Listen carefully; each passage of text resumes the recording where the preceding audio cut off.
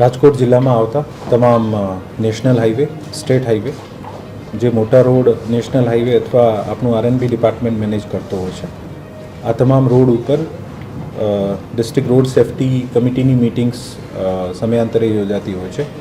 અને આ મિટિંગ્સમાં આ વસ્તુ ધ્યાને આવી છે કે ઘણા બધા ઔદ્યોગિક એકમો દ્વારા પેટ્રોલ પમ્પ્સ છે, અમુક હોટેલ્સ છે, આના દ્વારા ગેપ ઇન મીડિયન જે છે આને બ્રેક કરવામાં આવ્યા છે અને આ તોડીને જે રાહગીરોની જે જાનમાલની સુરક્ષા જે છે આને જોખમમાં નાખવામાં આવી છે.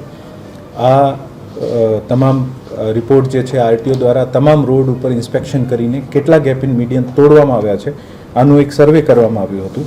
આમાં રાજકોટ ભાવનગર રોડ ઉપર 5, રાજકોટ કાલાવાડ રોડ ઉપર 2, રાજકોટ મોરબી રોડ ઉપર 16, નેશનલ હાઈવે ઉપર 9, રાજકોટ જામનગર રોડ ઉપર 16.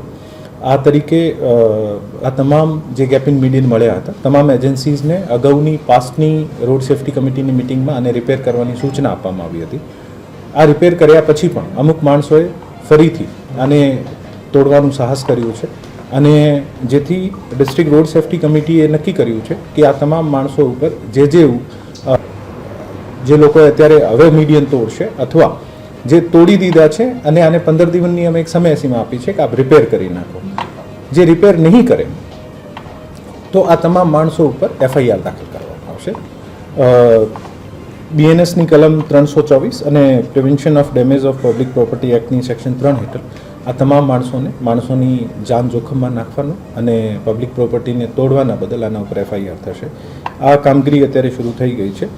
રાજકોટ ભાવનગર રોડ ઉપર 5 મીડિયનની એક એફઆઈઆર ઓલરેડી અમે કરી દીધી છે. 5 મીડિયનની સંયુક્ત એફઆઈઆર કરી છે અને આમાં ઘણા બધા મલ્ટિપલ વ્યવસાયિક એકમ છે અને જૂનોથી તોડેલું છે, જેથી ચોક્કસ માણસ કોણ છે ખબર નહીં કરી શકાય. તો એક નનામી એફઆઈઆર દાખલ કરવામાં આવી છે.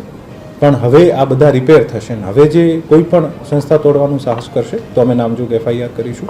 અને જે પણ સ્પષ્ટ રીતે દેખાય છે કે આ પેટ્રોલ પંપ એક જ છે ને આ પેટ્રોલ પંપવાળાએ તોડ્યું છે અથવા કમર્શિયલ એકમ એક જ છે ને આને તોડ્યું છે, તો આને અમે વિનંતી કરીએ છીએ કે આ 15 દિવસમાં સ્વખર્ચે આ મીડિયન તમામ રિપેર કરાવી અને આ જે રિપેર નહીં કરાવશો તો આપને ઓફકોર્સ અમે બધા પગલાં લઈશું ને આપને ઉપર એફઆઈઆર પણ દાખલ કરાવીશું.